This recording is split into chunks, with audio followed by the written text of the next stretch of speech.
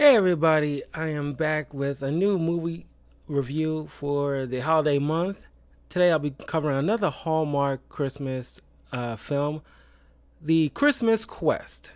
Now, before I continue, please do me a huge favor. If you want to further support the channel, please like this video, leave a comment, follow me on my YouTube channel and my Patreon. The links are in the description below. Yeah, every year I like to at least cover at least a couple of Hallmark Christmas films that I come across because I admit I'm a sucker for a Hallmark Christmas film. Now, mostly to make fun of it because I'm a bit of an a-hole, but it is kind of like a personal tradition for me because there is a level of charm to them. Uh, but every so often, I come across some that is less cringy than others. This one, as I checked out the premise, it seems like, oh, okay, this is something like a unique twist that I don't really see in something like a Christmas Hallmark film. And this movie is directed by Dustin Rickert, and it stars Lacey Chabert, who has done quite a few Christmas Hallmark films, and I really enjoyed her performances whenever I see her.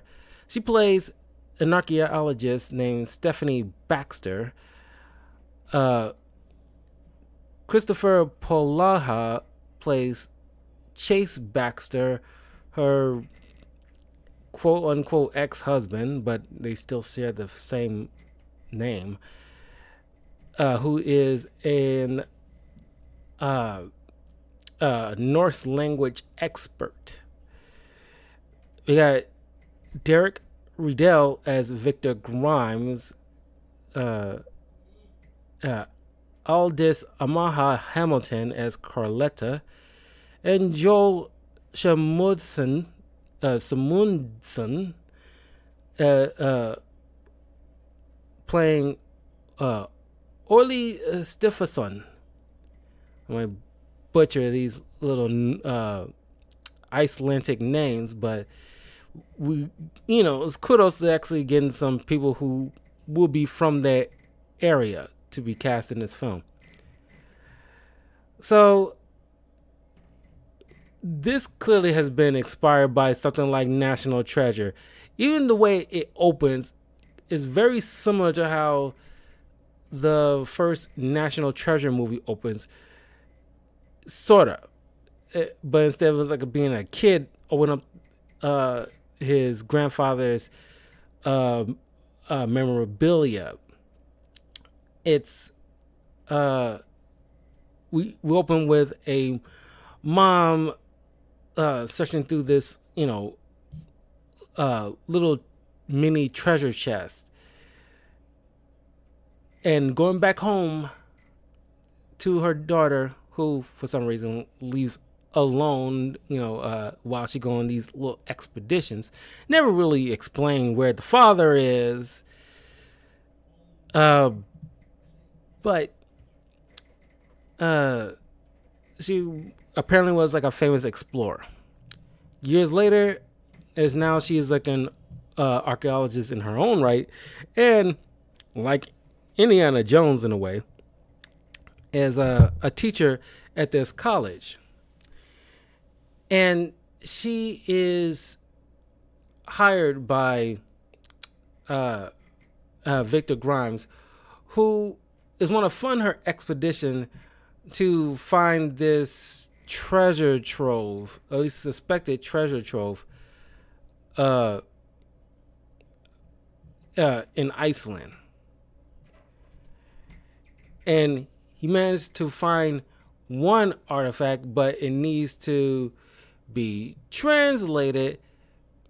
And since she is the leading expert on this kind of situation, and she's, was related to her mom, who coincidentally is already long passed for no explained reason, and she of course know how to put together clues, and I gotta admit, this is far better than that National Treasure TV show, that schlock that was put it on Disney Plus a year or so ago. But realizing, oh wow, I can't figure this part out because I'm not very learned when it comes to Icelandic translation. So she go to her ex-husband, who's helping out his folks' Christmas tree lot while they're on vacation, and it seems like there is friction, but not overly friction. It seems like one of those kind of moments where it's like mutual separation kind of situation. They're not like when they see each other, they're not bitter or sniping at each other. There's still, love or respect between each other, which I appreciate. It's like there's none of that. There's like a new boyfriend or new girlfriend in the picture that's, interfering, or none of that stuff. This is like, we had to separate because she couldn't sit still forever. She kind of like Indiana Jones. She always on the next like exploration kind of situation, and never really, he wanted to, be rooted somewhere, and she just can't, stay put kind of situation. So that kind of like put friction on their relationship. But she needs his help, and she knows he's the best at it. And thanks to Grimes, who bought the lot, freeing him up from his obligation, he comes in to assist with the exploration. The rich guy put them up in this hotel while they're in Iceland going through these set of clues. And you talking about like, and one of the clues was legit in a church, which kind of like in The Last Crusade, where even though they're in a library, it used to be a church, and they find some stuff, some clues on the floor. I was like, yeah, that's clearly Indiana Jones. But anyway, they're put up in this nice hotel where every once in a while they kind of reminisce on their relationship and Christmases they share with each other and stuff like that.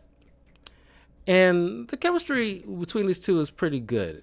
They don't overdo it like most Hallmark Christmas films where it's like puppy love and over like sickening with like this lovey-dovey crap. It's just like, no, it's just there's like a normal relationship, or at least there's history here without underplaying it or overplaying it.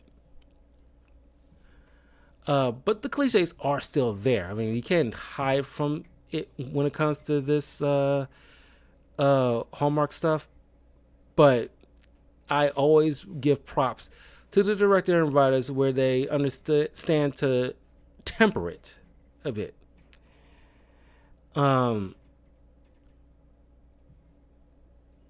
So they go to this local bar where they, stupidly try to discuss, even though they tell me like they keeping, in whisper voices, but still, it's not something you should be discussing in public anyway. But of course, the local townsfolk, hear rumors about the Icelandic treasure and everything like that, and now like all these rumors starting to spread, like what people think would be there, and start going off about this because like most other countries, Iceland have their own myths around the festive season, like these, I don't know, like troll like characters who like kind of like imps in a way, playful imps, uh, that a couple of people dressed up as you know to a celebration of this festive season, and uh, of course somebody like overhears their conversation and mysteriously calls somebody on the phones like and speaking like Icelandic is like, yeah, somebody's looking for the blah blah blah, we need you, kind of thing. So they end up meeting. The couple ends up meeting up with uh, Oli, who is kind of fun. He's kind of goofy, but not an annoying type of goofy, if you know what I mean. Uh, uh, it's, I don't know. It's kind of like he's one joke away from turning into something like a character in Thor: Love and Thunder. I was like, too many jokes, then he's in that territory. But no, he is in the safe area where you might some people might find him slightly annoying, but I imagine the general audience who see this guy is like, yeah, he's a little silly, but it's not offensive in a way. You know what I mean? Offensively silly. It's like, over the top. Apparently, she worked, Mrs. Baxter. Let's call Mr. Baxter. Uh, Stephanie. She worked with this guy before, not in no romantic sense. Thank God, there's no like jealousy or blah blah blah. They they nip that in the bud right away. Thank God. But they work with each other. It's kind of like her inside guy when it comes to like some transportation or hook up with certain tools that she need. That's her guy. So he helps out here, which you would think like you'll think he tag along, but I guess he'll be like a third wheel after these guys start reminiscing and everything like that. But even Oli tries to get her to like, reconnect, especially around the holidays. It's great to reconnect with, loved ones, kind of situation. Especially since she apparently is an only child and her only family, left is the husband. And it's like, really? Like, there's no extended family beyond the mom? Where's the parents of the father? There's so many questions, but I guess we're not going to dive too far into it when it comes to this little short movie. So, on one of the expeditions, which, by the way, my biggest criticism is the fact that we're so, I get why, but it's just being something like a treasure hunting type of genre that we're dealing with, despite it being around Christmas. We're so, I know it's the budget situation, but we're so like contained on this particular area. When they start going through the clues, I don't know. I expected, it to be a little further out, or at the very least, find like something that's not, well, I won't say not in Iceland, but it's like somewhere off the coast. They have to take a boat and dive into the water or something like that. Something to make it a little bit more, give some variety to these searches. I understand they don't have the budget for like a, going from country to country kind of situation, but at the very least, you can spread it out a little bit further rather than so localized. It kind of takes the epicness out of a treasure hunt kind of situation. One of the locations they end up going to is a ice cave kind of thing, where they end up getting trapped, and one lady, Carletta, finds them trapped there, and she coincidentally has a rope for them, and suggests that they give up the book with the clues to this treasure, and she'll help him out. And of course, Stephanie's, being a stubborn about it, but uh, what's his name? Chase. He is like, look, I know this is a big deal, but we're gonna die in here. We're trapped. We got no other options. We're not gonna die for this treasure. So, and I love this because like the writers kind of like been paying attention to like past films, because I'm pretty sure they imagine the audience might have questions, or at least would anticipate this move. They have Carletta say the words, okay, make sure you don't tell any patients, keep it to yourself, kind of thing. I was like, wow, that is a smart move. Not many movies, not even like big budget films, when it comes to treasure shows, don't put in things like that. Like, because that's one thing Stephanie was worried about. Other treasure hunters try to find out what they're looking for, and then cause like friction. You know what I mean? But since she's probably the one that the guy at the bar called up, she just smartly like, hey, please don't tear out any pages and keep it to yourself. Give me the entire book. Everything is inside, and I will throw down the rope to let you out. You don't have any other options here. So they made a deal. They toss out the book. She tosses down the rope. She disappears. Now kind of Stephanie's in her feelings, because all that hard work and those notes would have helped them out when it comes to, for the next clue. And Chase said like, hey, you've been studying this for most of your life. I'm pretty sure you remember at least quite a bit. So coincidentally, they started putting their notes to the grindstone, pretty much backtracking from start to finish to where they are, so they can just discover where to go next, even without the book. And you're wondering where like that rich dude at. He has some other obligations somewhere else, so he just put them up and let them do that thing. Anyway,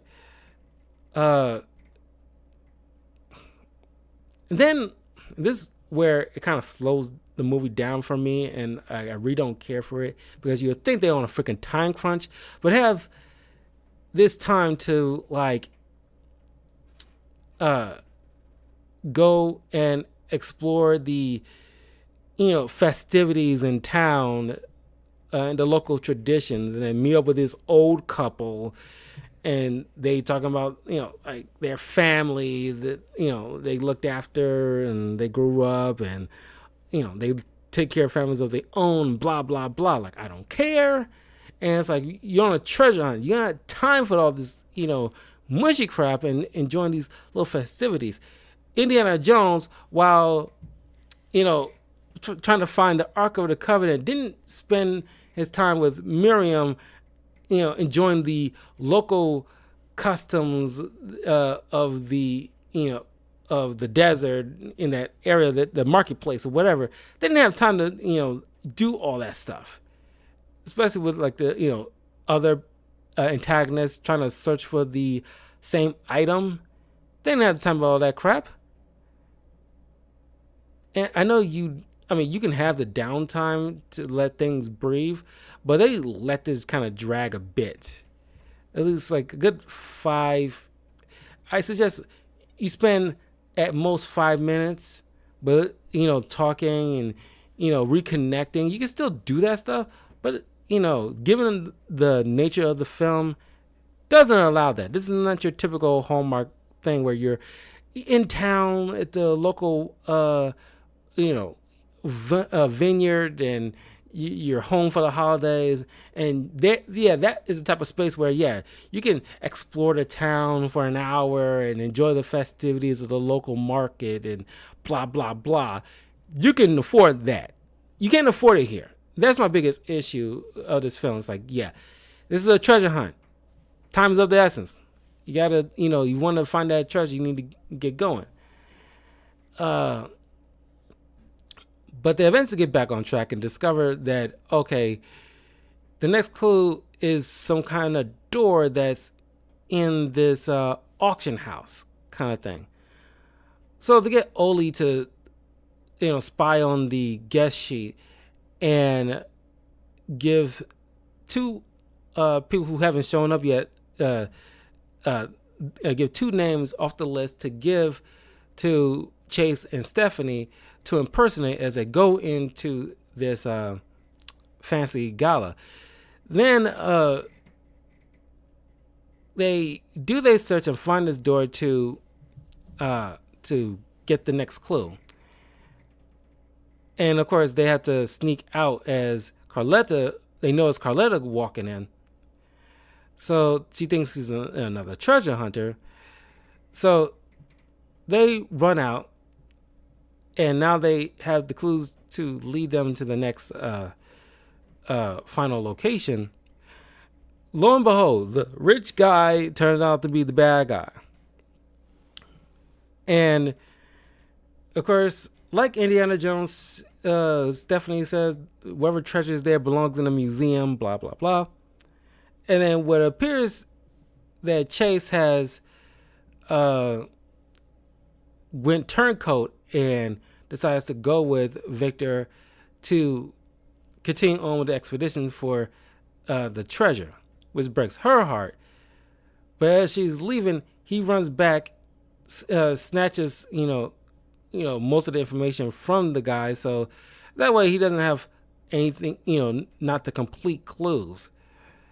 So they both run, thanks to Olaf and his friends, kind of the only two henchmen that Victor has with him, gets bombarded and pelted by snowballs, distracting them long enough for the couple to make a getaway. And like, oh my God, like, I guess that's it. And I was like, these are the lamest bad guys that I've seen. And I get it's a Hallmark Christmas thing, but you'll think a guy like that can afford security with guns. And the guys are capable of going through these guys in order to, catch up with this couple. Or, since you assume they jot down their license plate, they can track them, either, or at the very least by their phones, in order to meet up at the final location, so they have the final showdown or whatever. But not in here. They kind of like, we see the Victor, who couldn't figure out the clues for himself and ends up in a snowy wilderness, and alone. Like, you don't have your goons with you. It's like you're just literally by yourself. You just went by yourself. You didn't have no fancy expedition team or nothing. It's weird. But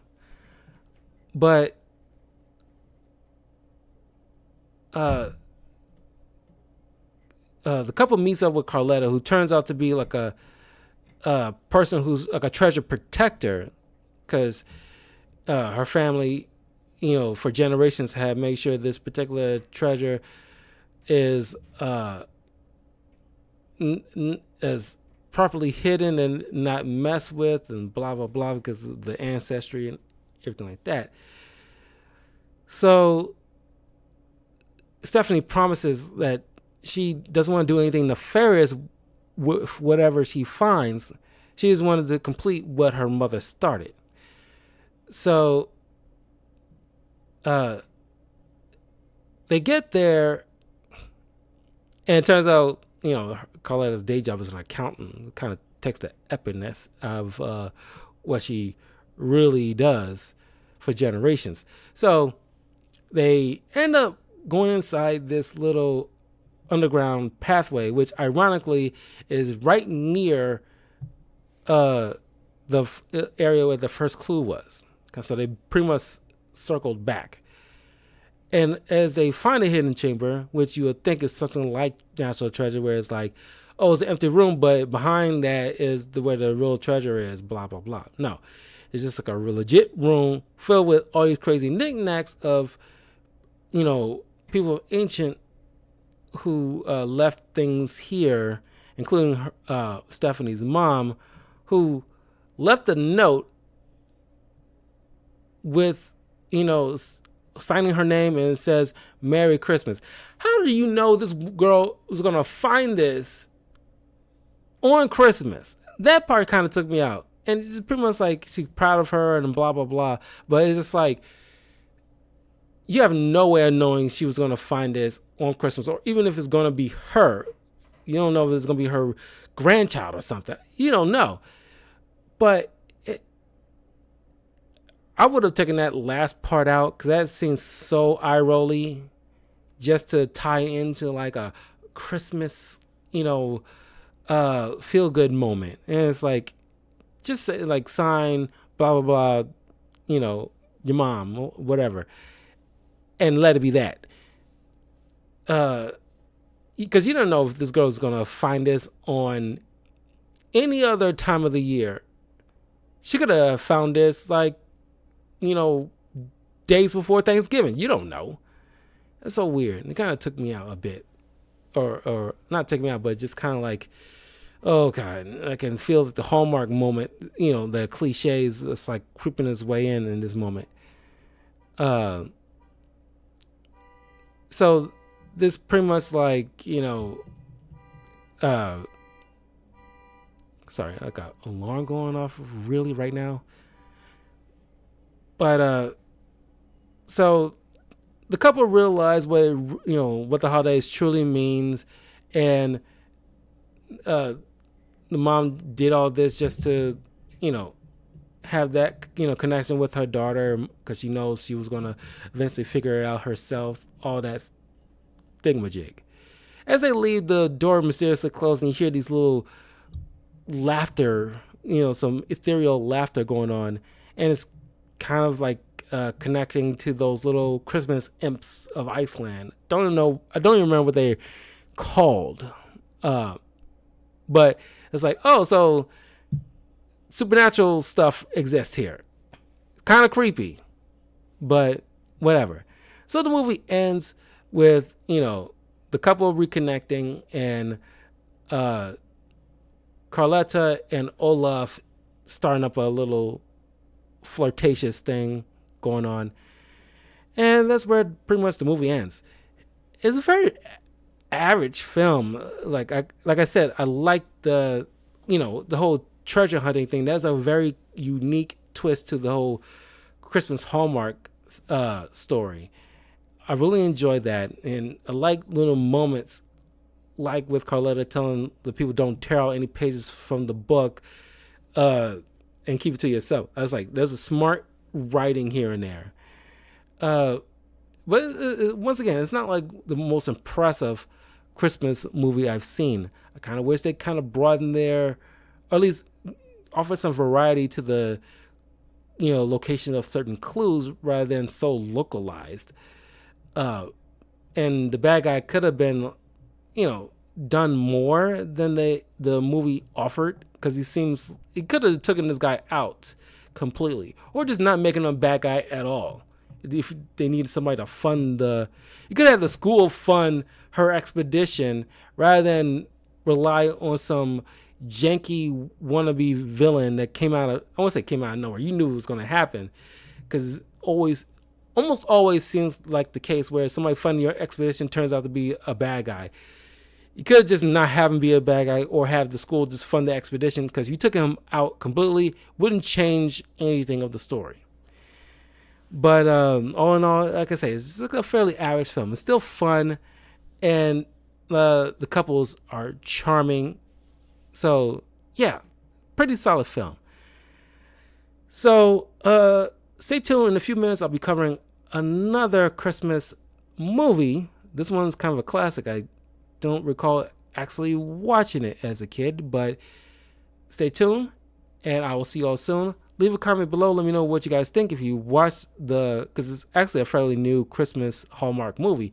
If you've seen the Christmas Quest, let me know what you guys think, and I will see you all soon. Peace.